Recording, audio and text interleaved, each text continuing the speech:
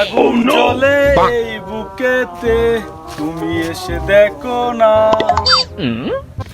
ওরে বাবারে, বুড়োদি বয়সকালে ভীমরতি দৌড়েছে, গান গাচ্ছে, আবার দিয়ে আমার দিকে তাকাচ্ছে। এরকম একটা মেয়ে যদি আমার ছেলে বউ বানাতে পারতাম, খুব মানাই তো, আমার খুব পছন্দ হয়েছে।